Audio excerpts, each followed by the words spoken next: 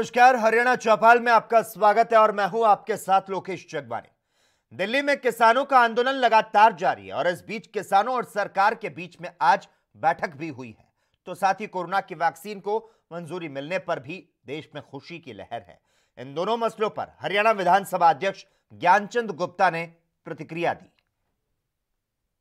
मैं समझता हूं कि सरकार जिस तत्परता के साथ प्रयास कर रही है कि ये समस्या जो ये समाधान है जो इसका जो किसान एजिटेशन है आपसी एमिकेबल बैठ करके चर्चा करके उसका समाधान निकले।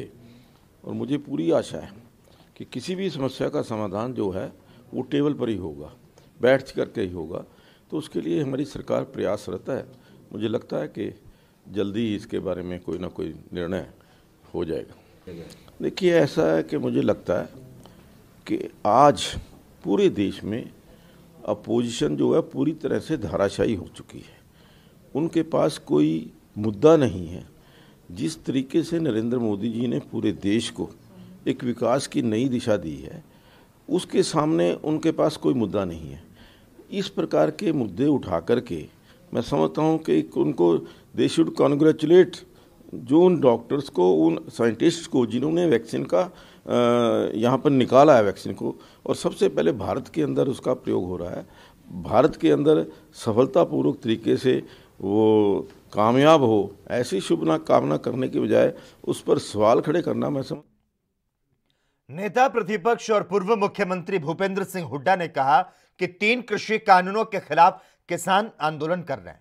50 से ज्यादा किसानों की इस आंदोलन के दौरान जिंदगी जा चुकी है। कड़ाके की ठंड में लाखों किसान खुले आसमान तले धरना दे रहे हैं, लेकिन सरकार किसानों के आंदोलन को लेकर पूरी तरह से गंभीर नहीं है। सरकार को अपनी हट को छोड़कर किसानों की मांगों को पूरा करना चाहिए।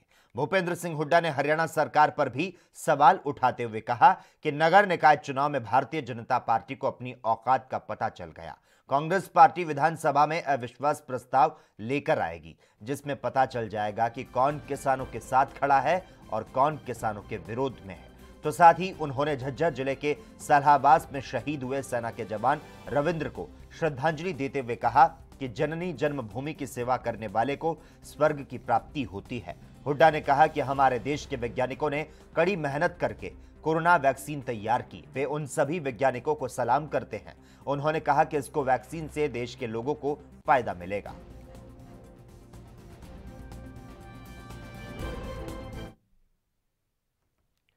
कृषि कानूनों को लेकर सरकार और किसानों के बीच 8वें दौर की बैठक को लेकर राज्यसभा सांसद दीपेंद्र सिंह हुड्डा का बयान सामने आया। हुड्डा ने केंद्र सरकार से अपील की कि सरकार किसानों के साथ गतिरोध खत्म कर समाधान निकाले।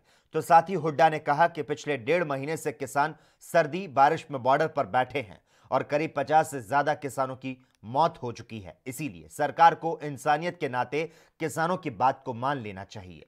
सरकार अगर किसानों की बात को मान लेती है तो उससे कुछ सरकार पर फर्क नहीं पड़ेगा।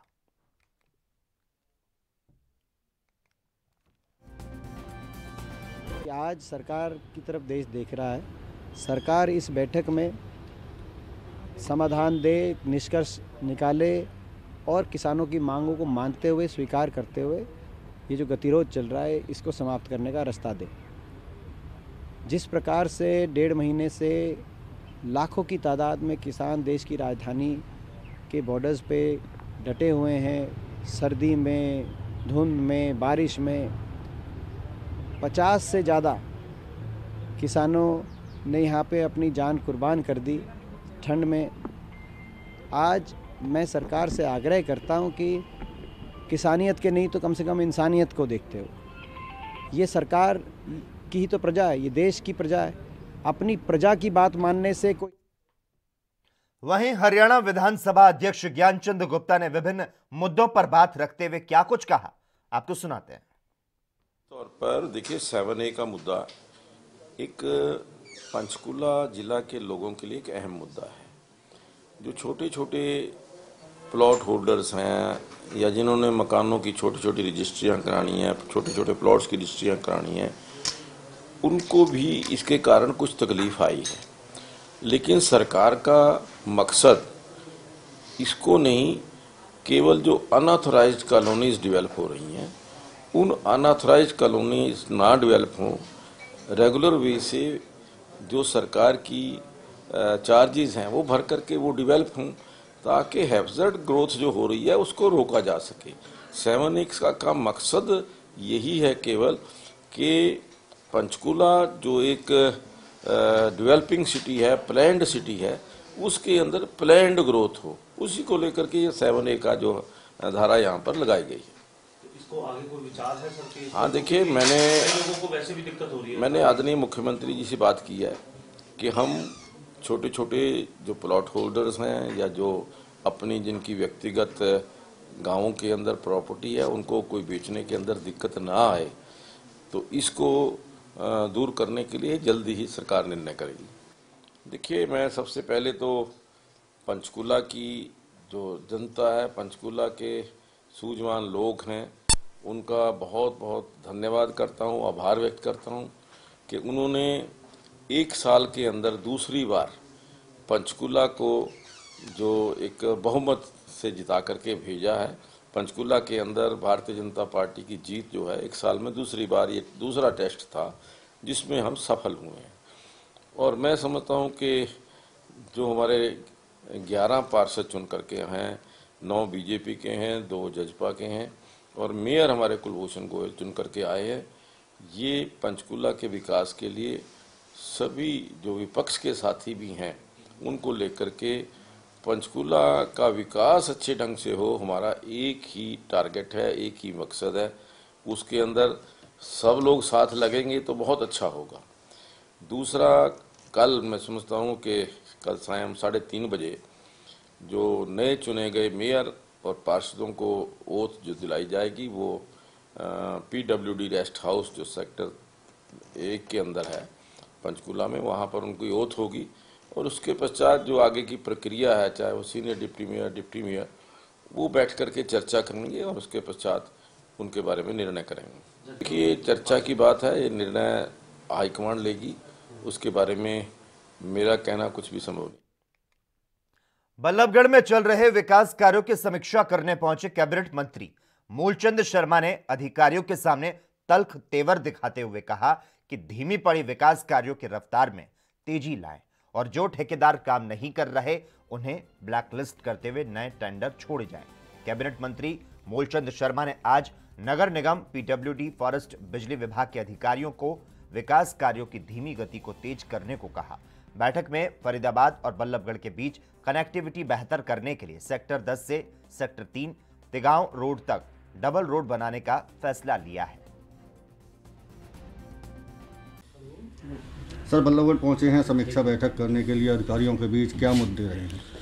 सभी अधिकारियों की मीटिंग करी। जो नई सड़क मुख्यमंत्री ने घोषणा करी है गुड़गामा कैनाल से तिगाम रोड, जो वाया सेक्टर 3 से निकलती हुई तिगाम रोड मिलेगी और उसके कुछ कहीं पेड़ों की, कहीं बिजली के खम्भे हैं, कहीं ट्रांसफार्मर को, कहीं इंक्लोजमेंट आई, इस तरह सबकी एक मीटिंग करी थी। जल्दी जल्दी इस रोड को बना जाए और जल्दी से जल्दी इन खम्भों को शिफ्ट कराया जाए और लोगों को लाभ मिले। कौन कौन से डिपार्टमेंट शामिल रहे हैं इस बैठक में? नहीं, इसमें अपने निगम के अधिकारी हैं, बिजली बोर्ड के, फॉरेस्ट के या दूसरे निगम के जो बिजली बोर्ड को देखते हैं, या अपना GM रोड के सभी अधिकारी, PWD सबको इकट्ठा करा भी कोई समस्या आपस में परेशानी ना हो और जो भी है उनके जल्दी से जल्दी इस काम को निपटाया जाए। बड़ी सौगात के तौर पर देखा जा रहा है फरीदाबाद और बल्लभगढ़ की कनेक्टिविटी रोड को लेकर, कब तक शुरू हो जाएगा इस पर काम?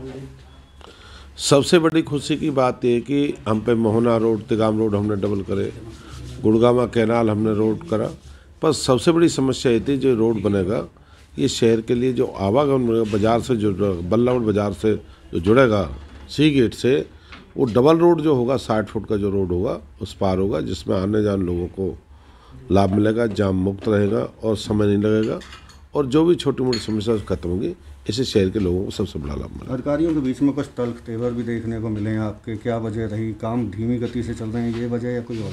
नहीं, मैंने अधिकारी को उनको कहा जो लोग 2-2, 3-3 साल से काम को लिए हुए हैं, काम कर नहीं रहे, काम अधूरा छोड़ दिया, ऐसे जितने भी ठेकेदार निगम में इनको सबको ब्लैकलिस्ट करो और आज हम पे काम करने का समय है। समय है, हम काम करा सकते हैं।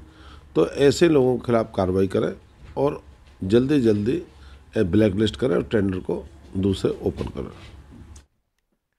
कृषि कानूनों के खिलाफ शुरू हुआ किसान आंदोलन धीरे धीरे उग्र होता जा रहा है। रविवार को किसानों का जत्था पुलिस बैरिकेडिंग तोड़कर आगे बढ़ गया, जिसके बाद दिल्ली जयपुर हाईवे स्थित मसानी गांव के पास पुलिस और किसानों के बीच टकराव हो गया। किसान आगे बढ़ने की मांग पर अड़े रहे तो वहीं पुलिस ने किसानों को रोकने के लिए हल्का बल प्रयोग करके आंसू गैस के गोले छोड़े। दिल्ली जयपुर हाईवे का एक छोटा हिस्सा बंद था, जबकि हाईवे पर यातायात चालू था।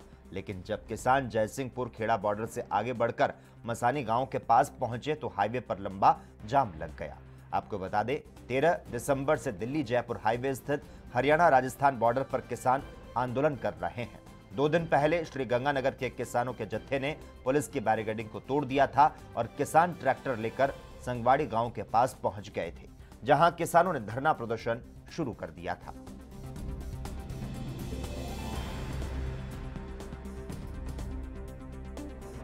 किसान साथी जो हरियाणा और राजस्थान का बॉर्डर है उसको पार करके आए और कुछ किसान साथी जो भूडला संगवाड़ी में ठहरे हुए थे वो थे। तो जैसे ही वो आगे बढ़े, धारवेड़ा के नज़दीक जो रेलवे लाइन का जो पुल आता है रेवाड़ी की तरफ जाता है, जो मसानी के रास्ते, तो उसके ऊपर अपने पुलिस प्रशासन के और जवान खड़े हुए थे और उन्होंने आंसू गैस के गोले चला दिए। नहीं कोई चेतावनी दी, ना कोई लाउडस्पीकर। दूसरी ओर आम आदमी पार्टी के विधायक और नवनियुक्त पंजाब सह प्रभारी राघव चड्ढा ने हरियाणा के मुख्यमंत्री मनोहर लाल खट्टर पर विवादित बयान दिया है। राघव चड्ढा ने सीएम मनोहर लाल खट्टर को जनरल डायर कहा। राघव चड्ढा ने कहा कि मनोहर लाल खट्टर जनरल डायर की तरह किसानों पर फायर कर और आंसू गैस के गोले छोड़ रहे हैं।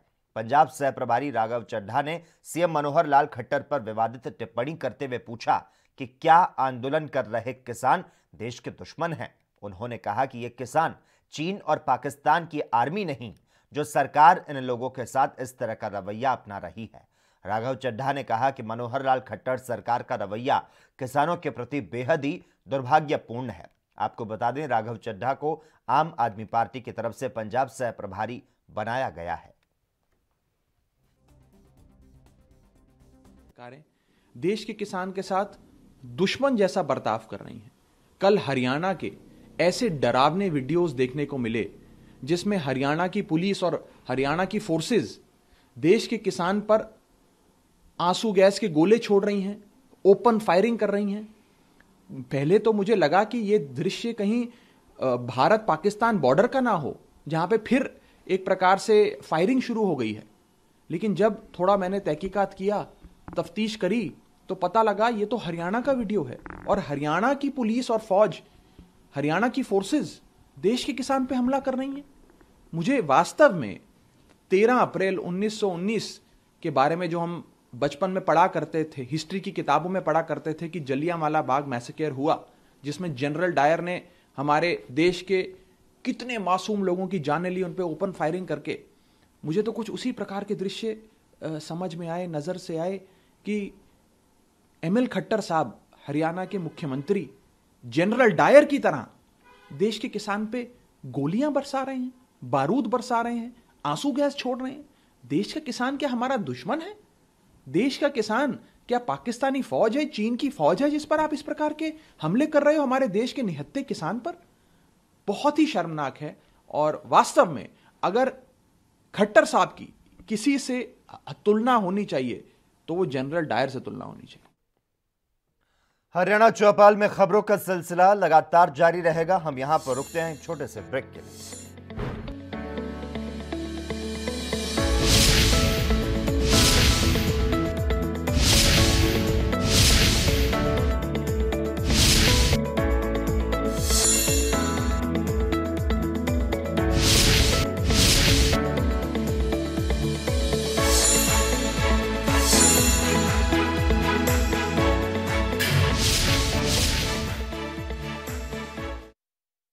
क्या आप दुबले पतले कमजोर हैं? आपकी सेहत नहीं बनती, भूख कम लगती है, वजन नहीं बढ़ता?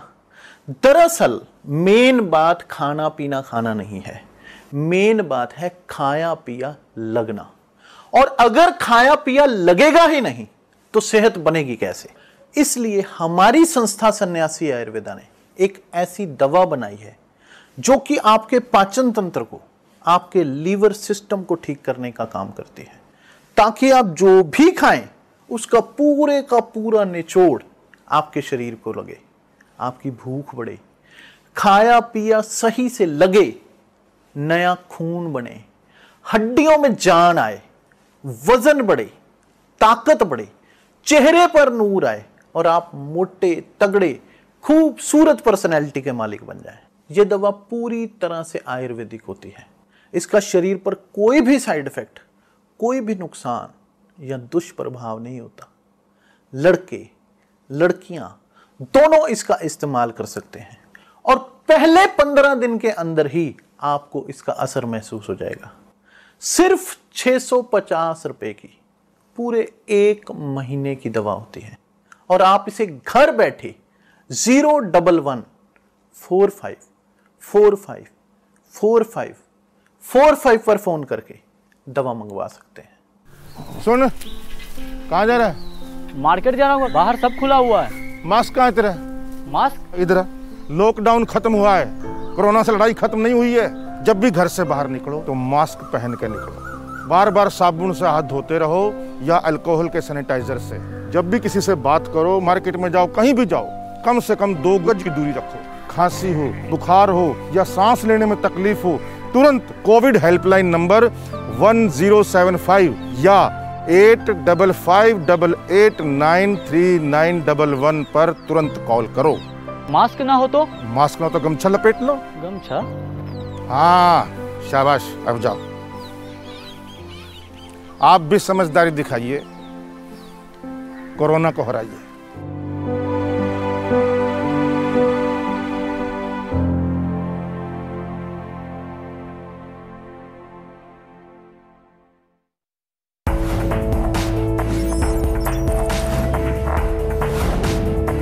कम ब्रेक और ज्यादा खबरों के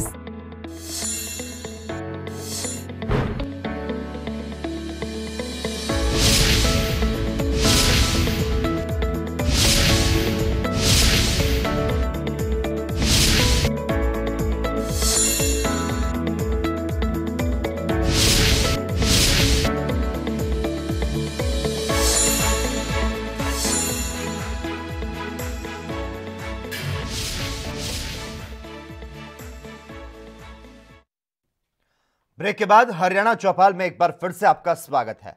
अगली खबर रोहतक से, जहां पर खरक बैंसी गांव के नजदीक भिवानी डिस्ट्रीब्यूटर नहर की पटरी टूटने से सैकड़ों एकड़ फसल जलमग्न हो गई। सूचना मिलते ही कई गांवों के किसान मौके पर पहुंचे और नहर की पटरी को ठीक करने में लग गए। तो वहीं मौके पर पूर्व मंत्री आनंद सिंह दांगी भी पहुंचे, जहां उन्होंने जगह का मुआयना किया और प्रभावित हुई फसल की जल्द गिरदावरी करवाकर मुआवजा दिलाने की मांग की। इस दौरान पूर्व विधायक ने कहा कि मैं सरकार से मांग करता हूं कि किसानों को कम से कम 1 लाख रुपए का मुआवजा दे, ताकि किसान का घर चल सके और आत्महत्या करने से बच सके। पूर्व विधायक आनंद सिंह दांगी ने किसान आंदोलन को लेकर सरकार पर कड़ा हमला बोलते हुए कहा कि सरकार किसानों के साथ नाइंसाफी कर रही है।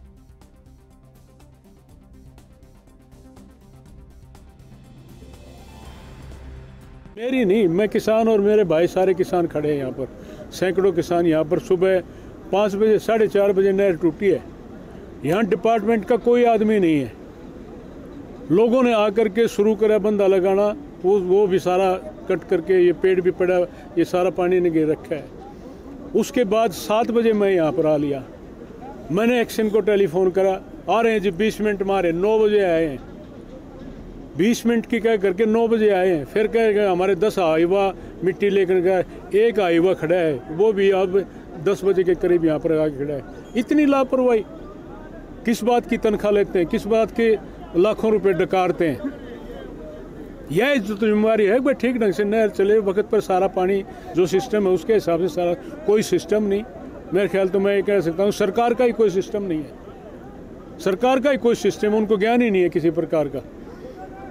वारा है, वाराबंदी है जब तो पानी नहीं है, और जब बंद करने का टाइम है पता नहीं कहाँ से छोड़ दिया, सारी तबाही कर दी। जो 17 किले हैं जी यहाँ पर हमारे, 17 किले में मान लेके यहाँ पर 7.5 फुट पानी है सर। और फलो जेई को उनको सबको न पाते ही दिया। यहाँ नाका होने के बावजूद भी 7 फुट पानी रिकॉर्ड का एक्शन जेई तीन दिखा दिया कि ये पैमाना रहा है यहाँ का, अपना देख लो। और 7 बजे पूरे यहाँ आए हैं एक्शन साहब, तब तक महकमा भी नहीं आया। दांगी साहब का और विपक्ष हरे का लिया, लेकिन महकमा नहीं आया सरकारी। बलराज कुंडू के पास फोन कराया था सर, खुद मैंने अपने आप से वो कहने लगे कि भाई एक्शन साहब आ लिए माँ जी, यहाँ तो कुछ नहीं, विपक्ष के दांगी साहब खड़े हैं, शमशेर है हमारे गांव वाले वो खड़े हैं। खबर हरियाणा के फरीदाबाद से, जहां पर विधायक नरेंद्र गुप्ता विधायक आपके द्वार कार्यक्रम के तहत सेक्टर 11 पहुंचे, जहां उन्होंने ब्लॉक के निवासियों की तरफ से बनाए गए प्रवेश द्वार का रिबन काटकर उद्घाटन किया। इस दौरान विधायक नरेंद्र गुप्ता ने स्थानीय लोगों की तारीफ की, तो साथ ही कहा कि विधायक होने के नाते समस्याओं के समाधान के लिए वे संकल्पबद्ध हैं, लेकिन जिस तरह से RWA सेक्टर 11 के ब्लॉक FC के लोग अपनी इच्छा शक्ति के चलते सेक्टर की काया पलट कर रहे हैं, उसकी जितनी तारीफ की जाए कम है। इस मौके पर स्थानीय लोगों ने विधायक नरेंद्र गुप्ता के सामने सीवरेज, मीठे पानी, गंदगी सहित अन्य समस्याएं रखी, जिस पर विधायक नरेंद्र गुप्ता ने कहा कि लगभग 2 महीने में मीठा पानी लोगों को उपलब्ध करवाने की योजना है, इस पर काम किया जा रहा है। देखिए पूजा जी, आपको पता है कि एक मैंने पहल की है विधायक जनता के द्वार, उसी पहल के अंतर्गत आज मैं सेक्टर 11 RWA A ब्लॉक और C ब्लॉक में जो आयोजित कार्यक्रम है, इनके कार्यक्रम में आया हूँ। इन्होंने बहुत ही अच्छी पहल की है RWA के द्वारा। इस सेक्टर 11A में बहुत ज़्यादा इनके यहाँ गंदगी थी, स्वयं के पैसे इकट्ठे करके इन्होंने बहुत अच्छी सफाई की है, गेट लगाया है, सिक्योरिटी के इंतजाम किए हैं। और हम लोगों की तरफ से भी जो इनकी बहुत पुरानी डिमांड थी, खारा पानी यहाँ आता था, इनको मीठे पानी की लाइन मैंने अभी टेंडर लगवाने की प्रक्रिया में है फाइल, और मुझे उम्मीद है कि जल्दी 1-2 महीने में वो मीठे पानी की लाइन आ जाएगी। इनकी कुछ डिमांड्स थी पार्क को डेवलप करने के लिए, वो भी मैंने हमारे प्रशासन के SDO मेरे साथ मौजूद हैं MCF से, उनको बोला है कि जल्दी ही गलियों के टाइल्स के टेंडर। नए कृषि कानूनों को लेकर पिछले कई दिनों से किसानों का धरना प्रदर्शन जारी है। देर शाम हरियाणा राजस्थान बॉर्डर स्थित जयसिंहपुर खेड़ा बॉर्डर से बैरिकेड्स तोड़ते हुए किसान दिल्ली की ओर आगे बढ़े, लेकिन साबी पुल से पहले ही पुलिस ने बैरिकेडिंग और आंसू गैस के गोलों की बौछार करते हुए उन्हें यहीं डेरा डालने पर मजबूर कर दिया। अब किसानों ने साबी पुल स्थित सुखदेव ढाबा के समीप डेरा डाला हुआ है। किसानों का कहना है कि हरियाणा पुलिस ने जो किसानों पर अत्याचार किया वो कभी उनको माफ नहीं करेंगे। मैं यहाँ पर आए हैं काफ़ी हमारे किसान साथियों के साथ में। क्या कहेंगे रात को जिस तरह से गोलाबारी? किसान आंदोलन बहुत ही शांतिपूर्ण चल रहा था। हम तो रात को यहाँ से जैसे पीछे के 2-3 बॉर्डर हम क्रॉस करके आए, उसी प्रकार हम यहाँ से बॉर्डर क्रॉस कर रहे थे, तो अचानक से क्या है कि यहाँ की जो पुलिस फोर्स है उन्होंने अचानक से अटैक कर दिया। लगभग 3 घंटे तक उन्होंने फायरिंग की, आंसू गैस के गोले हो, चाहे उसमें रबड़ की गोलियां हो, चाहे हाथ गोले हों, मिर्ची के जो बम थे, उन्होंने हमारे कुछ साथी उनसे इंजर्ड हुए हैं और बहुत ही बर्बरपूर्वक उन्होंने कार्रवाई की। ऐसे लग रहा था भी ये किसान जो है इस देश का हिस्सा ही नहीं है। पर ऑनलाइन ट्रांसफर पॉलिसी में खामियों को दूर किए बगैर बिजली विभाग में किए गए तबादलों के विरोध में चरखी दादरी बिजली विभाग के कर्मचारियों ने धरना प्रदर्शन किया। HSEB वर्कर्स यूनियन के द्वारा कार्यालय पर विरोध प्रदर्शन किया गया। राजकुमार ने बताया कि बिजली विभाग में जो ट्रांसफर पॉलिसी बनाई गई उसका उद्देश्य सभी कार्यालय में स्टाफ का समान वितरण करना है, लेकिन इसको लागू करने की जो प्रक्रिया अपनाई गई वो बिल्कुल सही नहीं। तो साथ ही प्रदर्शनकारियों ने बताया कि कर्मचारी अपने गृह क्षेत्र में होने के कारण वहां के सामाजिक और भौगोलिक जानकारी के कारण उपभोक्ताओं को बेहतर सेवा दे पाता है। वहीं आपात स्थिति में कार्यालय के समय के बाद भी वह उपभोक्ताओं के लिए उपलब्ध रह पाता है।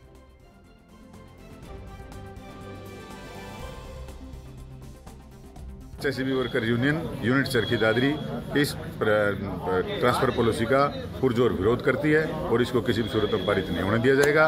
हमारा आंदोलन कंटिन्यू जारी रहेगा। जैसा जैसा निर्देश हमें केंद्रीय परिषद से मिलता रहेगा हम उस पर फूल चढ़ाएंगे देंगे दादरी यूनिट। तो आज पूरे प्रदेश में ये प्रदर्शन होगा, कल भी होगा, उसके बाद शायद अगला प्रोग्राम जो वार्ता समिति की जो मीटिंग होगी उसका जो निर्णय होगा उस पर तन मन धन से फूल चढ़ाएंगे। उस महायज्ञ में परिषद के आह्वान पर जो ऑनलाइन ट्रांसफर पॉलिसी बिजली बोर्ड ने जो अडॉप्ट की है, केंद्रीय परिषद के आह्वान पर उसका विरोध प्रदर्शन है। और कंटिन्यू चलेगा जब तक इस ट्रांसफ़र पॉलिसी रद्द नहीं हो जाती, क्योंकि इस ट्रांसफ़र पॉलिसी में बेसिकली हम इसलिए ज़्यादा परेशानी है क्योंकि पिक एंड चूज का मामला अपनाया गया है। लोगों को जो सहमति बनी थी हमारी 5/10/2020 को ACS पावर की मीटिंग में, उस पर सहमति हुई थी कि विद इन डिवीज़न जो है ट्रांसफ़र होंगे लोगों के चॉइस के मुताबिक, लेकिन हम देख रहे हैं कि फ्रीक्वेंटली ट्रांसफ़र किए गए, ना लोगों के चॉइस का ध्यान रखा गया है, ना लोगों को। और इसी के साथ ही हरियाणा चौपाल में आज के लिए बस इतना ही। तमाम अहम खबरों के लिए लगातार आप देखते रहिए ANP न्यूज़।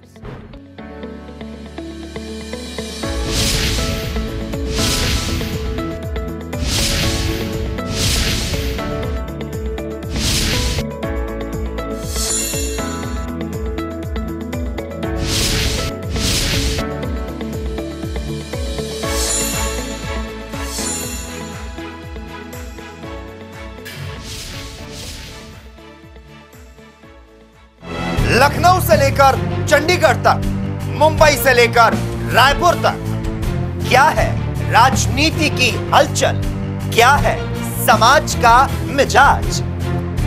राजधानी लाइव, हमारी नजर, आपका फैसला, हर रोज सुबह 8 बजे सिर्फ ANP न्यूज पर।